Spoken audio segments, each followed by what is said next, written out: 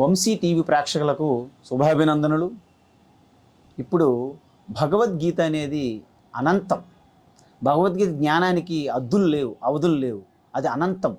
ఎందుకంటే వేదముల యొక్క సారం కాబట్టి ఇది ఒక రకమైనటువంటి వేద జ్ఞానమే. వేదములు అనంతః అంటారు. కాబట్టి అలాంటి భగవద్గీతను మనము కోర్టుల్లో మనము సాక్ష్యం చెప్పడానికి పెడుతున్నాం. కానీ వాస్తవంగా మన జీవన విధానానికి వచ్చేటప్పుడు భగవద్గీతను నిర్లక్ష్యం చేస్తున్నాం. ఎందుకు? మన యొక్క సమాజం అనేది ఒక ప్రజాస్వామ్య సమాజంలో లౌకికవాదం అంటూ భగవద్గీత కేవలము హిందూ మతానికి చెందిన గ్రంథంగా మనం పరిగణిస్తున్నాం. ఇది చాలా అన్యాయము, అధర్మము, ఇది చాలా ఘోరమైన తప్పిదం. కానీ ఏ భగవద్గీత తత్వం అయితే తెలుసుకొని అటామిక్ సైంటిస్టులు కానీ, స్పేస్ సైంటిస్టులు కానీ, రాకెట్ సైంటిస్టులు కానీ వారందరికీ కూడాను ప్రేరణ ఇచ్చే గ్రంథం ఏంటంటే భగవద్గీత. భగవద్గీత అనేది ప్రతి జీవుడికి సంబంధించిన ప్రతి మనిషికి ఎలా జీవించాలి, ఆ జీవన విధానాన్ని, ఆ జీవన విధానంలో గొప్పతనాన్ని, గొప్ప విలువలు, మానవత విలువల్ని ఎలా సాధించాలి, తోటి వ్యక్తులు, తోటి ప్రాణుల యందు ఎలా జీవించాలి, ఎలా మెలగాలి అని చెప్పేదే భగవద్గీత. కాబట్టి భగవద్గీత అనేది ఒక మతం కాదు. మతం అంటే వేరు, ధర్మం వేరు. వాస్తవానికి ధర్మం అనేది చాలా క్లిష్టంగా ఉంటుంది.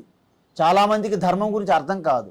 ధర్మం అంటే ఏంటంటే వాస్తవంగా మీ ధర్మానుష్ఠానం చేయండి, పూజ చేస్తే ధర్మం అంటారు, గుడికి వెళ్తే ధర్మం అంటారు, ఏదైనా ఒక ఆవుకి గడ్డేసామనుకోండి ధర్మం అంటారు, ఏవి రకరకాలు చెప్తుంటారు. వాస్తవానికి ధర్మం అంటే మీ ఆత్మ, అదే పరమాత్మ. అంటే నీరు ఉన్నది, దానికి చల్లదనం విడిచిపెట్టడం వీలు కాదు.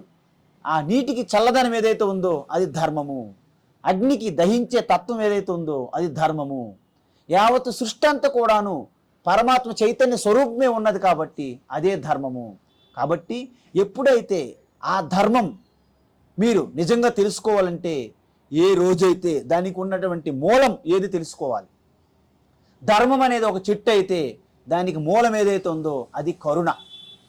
కాబట్టి దానికి ఉన్నటువంటి కొమ్మలు ఏవైతే ఉన్నాయో ప్రతిజ్ఞలు, మనం ఎన్నో ప్రతిజ్ఞలు చేస్తాం, ఎన్నో వాగ్దానాలు చేస్తాం, ఎన్నో నిష్ఠలు, ఎన్నో పూజలు, ఎన్నో తపస్సులు, ఇవన్నీ కూడాను ఆ చెట్టుకు ఉన్నటువంటి కొమ్మలు. కానీ దానికి తల్లి వేరు ఏదైతే ఉందో అది కరుణ. అందుకే మన హృదయంలో ఎప్పుడైతే కరుణ నిండిపోతుందో అప్పుడు ఆ హృదయం నిండిన కరుణతో నిండిన హృదయం ద్వారా మీరు చేసే ప్రతి పని కూడాను ధర్మకార్యంగా స్వీకరిస్తారు. అందువలన ధర్మం అనేది కేవలము చదువుకోవడము, వినడము కాదు, ధర్మం అనేది పాటించడం. అందుకే వేదములో సత్యం వద ధర్మం ఆచరించాలి. ధర్మం అనేది ఆచరించేది, ధర్మం అనేది ధర్మం అనేది ఆదేశం కాదు, ధర్మం అనేది ఉపదేశం చేస్తారు. ధర్మాన్ని ఎప్పుడు కూడాను ఉపదేశించవచ్చు, కానీ ధర్మాన్ని ఎప్పుడు ఆదేశించలేరు. కాబట్టి ఈ ప్రతి ఒక్కరి ధర్మాన్ని మనము జ్ఞాపకం చేస్తాం మనము. కాబట్టి వారు ఏ విధంగా ఆచరించాలనేది వారి వ్యక్తిగతం. కాబట్టి భగవద్గీత అనేది కేవలము హిందువులది కాదు. ఎందుకు? ప్రతి మానవాళిది. హిందూ మతం అనేది మనము ఈ మధ్య కాలంలో మతం అని పెట్టుకున్నాం, కానీ మనది ధర్మం. హిందూ ధర్మం అంటే సనాతన ధర్మం, అది అనాది. హిందూ ధర్మాన్ని ఎవరూ స్థాపించలేదు, దాన్ని స్థాపించే వ్యక్తి అంటూ లేరు. కానీ ఎంతోమంది ఋషులు, యోగులు, శ్రీరాముడు, శ్రీకృష్ణుడు, వ్యాస మహర్షి ఇలాంటి వారు ఎంతోమంది ఈ సనాతన ధర్మ ప్రవాహంలో వచ్చారు. వారందరూ కూడాను సనాతన ధర్మం యొక్క గొప్పతనాన్ని, దాని యొక్క ఉన్నత విలువల్ని వారు అలాగ బోధించి, ఉపదేశించి ఆ ధర్మంలో జీవిస్తూ మనందరికి అందించారు. కాబట్టి భగవద్గీత అనేది హిందువులు మతానికి సంబంధించింది కాదు. అదేవిధంగా మతం అంటే సంస్కృతంలో ఒపీనియన్. అందువలన ఏ ఒక్క వ్యక్తి కూడాను అందరి వ్యక్తులు ఒకే మతానికి సంబంధించి ఉండాలి అనుకోవడం కూడాను మన అజ్ఞానమే. ఎందుకంటే మనకు మనసుతో పుట్టినటువంటి ఏవైతే ఒపీనియన్స్ ఉన్నాయో దాన్ని మతం అంటారు. అందువలన ఏ ఇద్దరు వ్యక్తుల యొక్క మతాలు ఒకటి కావు.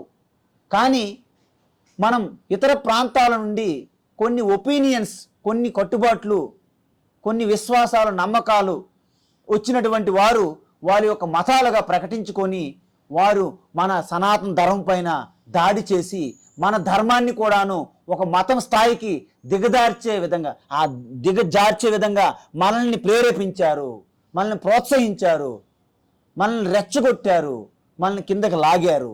కాబట్టి వసుదైవ కుటుంబకం మంది అంటే ఏంటి?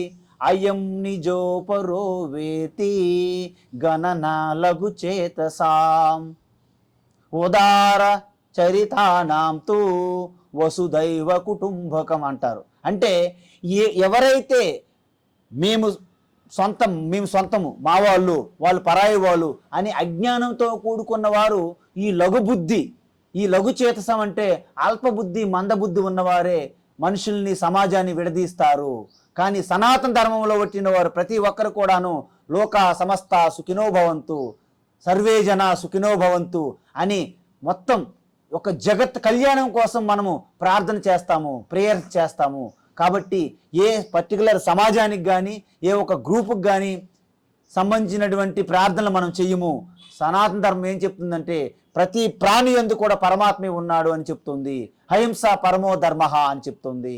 కాబట్టి ఆ ధర్మమే గొప్పది, ఆ ధర్మమే మూలము, ఆ ధర్మమే మనకి ఛత్రం లాంటిది. అందుకే ధర్మో రక్షిత రక్షిత, ధర్మో రక్షతి రక్షిత, ధర్మో రక్షతి రక్షిత అంటే ఏంటి?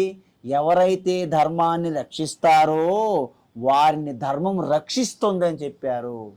కాబట్టి అలాంటి ధర్మము సనాతన ధర్మము. ఆ సనాతన ధర్మాన్ని తత్వాన్ని తెలియజేసి ప్రతి ఒక్కరు ఒక ధార్మిక జీవితాన్ని గడపాలని, తద్వారా ఆ యొక్క ఆత్మస్వరూప తత్వాన్ని తన స్వ అనుభూతిగా తెలుసుకొని మోక్షస్థితిని పొందాలని భగవద్గీత తెలియజేస్తుంది.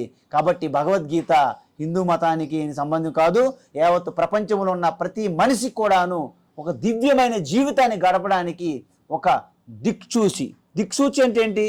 ఒక షెడ్యూల్, ఒక టైం టేబుల్, ఒక ప్రిస్క్రిప్షన్, ఒక షెడ్యూల్ లాగా ఉంటుంది అన్నమాట. టైం టేబుల్, మనం ఏదైనా కార్యక్రమంకి వెళ్తే టైం టేబుల్ అంటాం.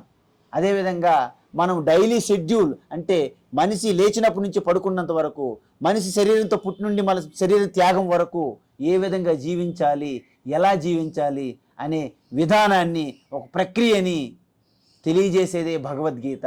కాబట్టి భగవద్గీత, ఇలాంటి భగవద్గీత గ్రంథాన్ని యూనివర్సల్ గ్రంథంగా ప్రకటించాలి. ముఖ్యంగా భారతీయ సనాతన ధర్మంలో ఈ భగవద్గీతకు దూరం అయిపోవడం వల్లనే మనం ఈరోజు ఎంతో వెనకబడిపోయాము.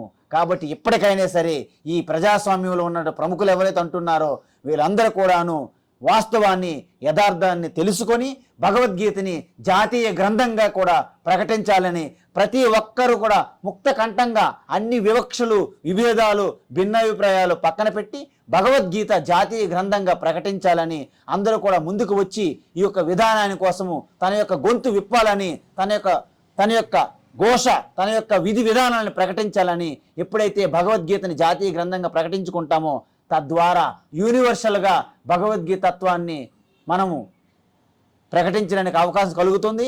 అదేవిధంగా ఐక్యరాజ్య సమితి లాంటి పెద్ద పెద్ద ఆర్గనైజేషన్లో కూడాను భగవద్గీతకి ఆమోదం తెలియజేయబడుతున్నది. కాబట్టి భగవద్గీత ఏ రోజైతే ఎవరింటిలో భగవద్గీత ఉంటుందో ఆ ఇంట్లో ఎప్పుడు కూడాను ఒక శోకము, మోహము, భయం ఉండదు. ఆ ఇంట్లో ఎప్పుడు కూడాను ప్రకాశవంతంగా, దేదీప్యమానంగా వెలుగుతుంది. ఎందుకంటే భగవద్గీత వేరు, శ్రీకృష్ణుడు వేరు కాదు. ఎక్కడ గీత ఉంటుందో అక్కడ కృష్ణ ఉంటాడు, ఎక్కడ కృష్ణ ఉంటుందో అక్కడ విజయము. అంటే యతో ధర్మ తతో కృష్ణ, యతో కృష్ణ తతో విజయ. అంటే ఎక్కడ గీత ఉంటుందో అక్కడ ధర్మం ఉంటుంది, ఎక్కడ ధర్మం ఉంటుందో అక్కడ కృష్ణ ఉంటాడు, ఎక్కడ కృష్ణ ఉంటుందో అక్కడ జయం ఉంటుంది. హరి ఓం తత్సత్.